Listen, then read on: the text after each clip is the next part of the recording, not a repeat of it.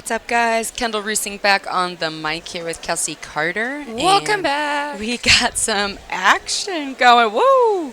Right in on it. Brent looking to attack this leg. Beautiful heel slip from David.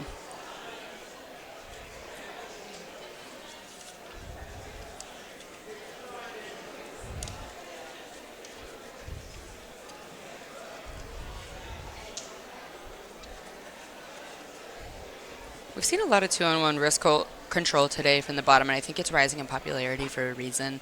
Obviously, this is now singular wrist control, but we've seen a lot of two-on-one arm control. It's really popular lately because it leads to, obviously, there's like the topside kimuras, but we also have a lot of back exposure. You can use the two-on-one also to elevate your opponent over you, to get access to the legs and go underneath. So I think it wasn't... it's not that it's unseen. Like, a lot of really classic butterfly players have been using it for years, Chandra Ribeiro being one of them. But it is rising in popularity. I think, athletes like Gordon Ryan and a few of the mainstream current people, very, very common. And we're seeing that right here with the left arm threaded behind the tricep. I'll never forget the first time I heard it called a burrito grip Really? by some 10th Planet people course it at was. like a super fight format. He was like, go for the burrito grip. And I was like, I'm sorry, what? And now I can't unsee it.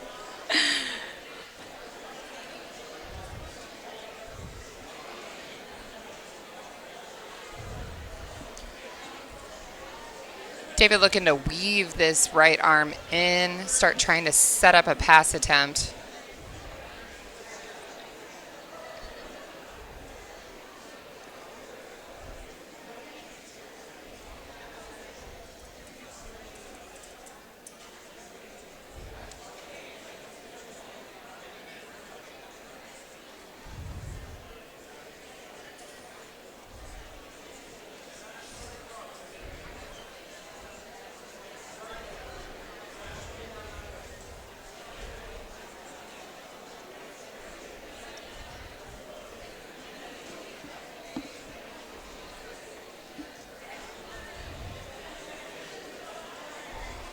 Beautiful inversion. Yeah, Brent Little had a nice elevation there at that half butterfly hook. His left leg is really active in bringing Pearson's weight over the top. But it also looked for a moment like Pearson might be looking for the head. A lot of times we see that floating style pass with the guillotines. As I say that, though, guillotine attempt here from Brent Little.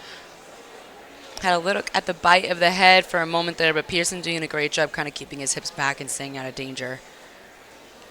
Gonna get our reset here in the center, give these fellows a little bit more space to work with.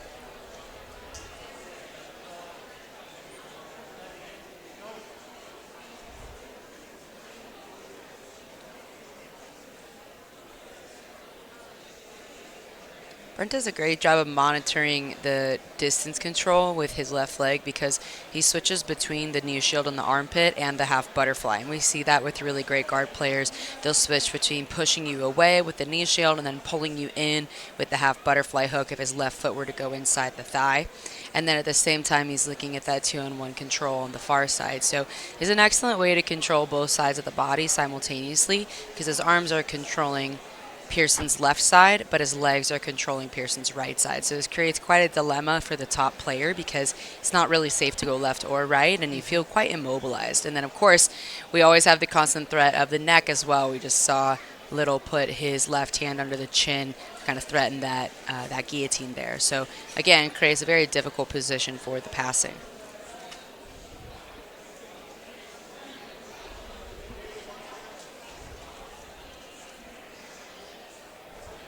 Oh, he's back on the neck.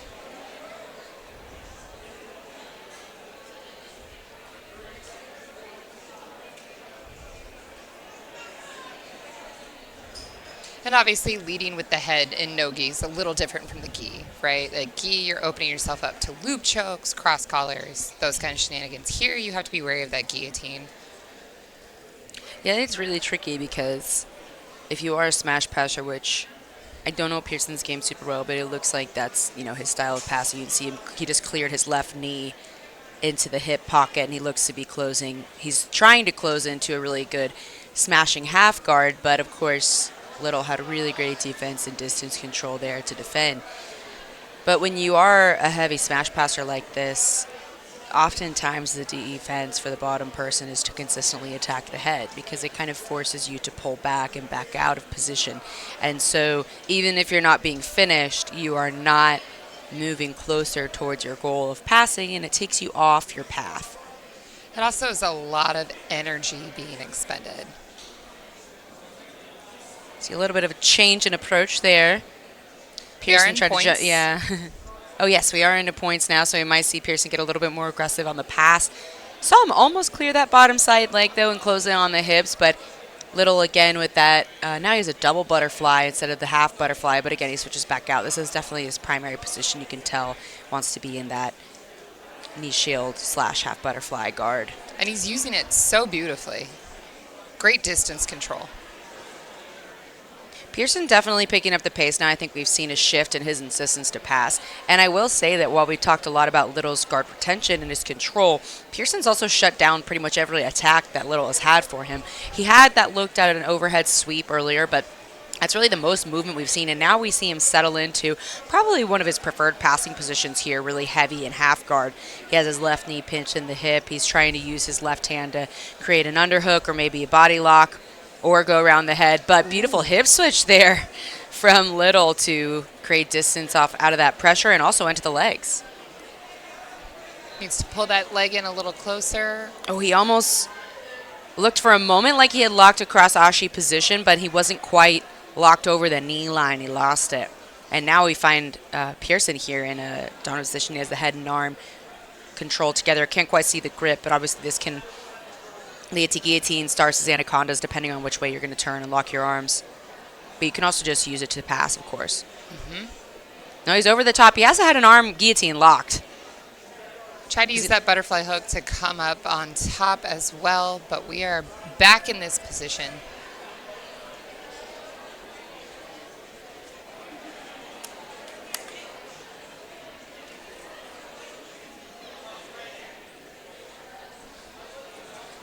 He has the same head and arm guillotine locked for a moment, but I don't really think he was insistent on finishing it. I think he was using it for passing mechanics because oftentimes you can use that to flatten your opponent down and then you can kind of deal with the legs secondarily. But look how he used his chest and his shoulders to weave past the right arm of Little. That was really well timed, and that's going to bring him flat into side control. He's going to score 3 points. He's got his points. We've got a little over 2 minutes remaining in this match.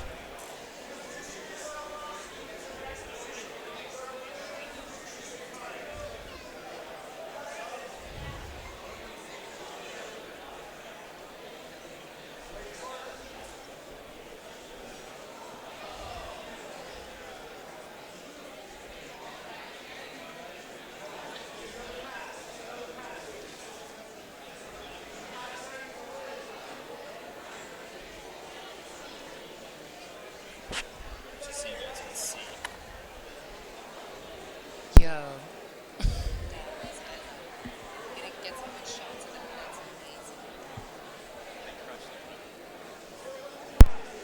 Minute 30 remaining. Brent's got some work to do. He's got to make up these points that he is now down on. I think we're going to see a shift in approach because we see that underhook with the right hand of Brent. I think he's going to be looking to go into K guard and onto the legs rather than trying to score points. There's a minute and 20 left. I think he's going to be looking into finishing some leg locks. So he's going to try to bring that leg over his head and shoot his legs up. But Pearson does a great job, with the distance control with the legs. He could feel the entanglement coming and then backed his hips out. It was really well timed.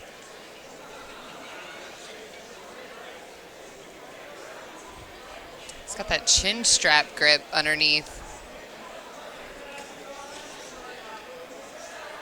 I think we're going to see a similar attack here from Little. I think he's going to try to go in the K guard attack again because I think that was probably, in his mind, his best shot at finishing the fight with 40 seconds left. But Pearson, super aware of that. He's doing a great job with his left hand of monitoring Little's right arm. And we've got 30 seconds here left to work.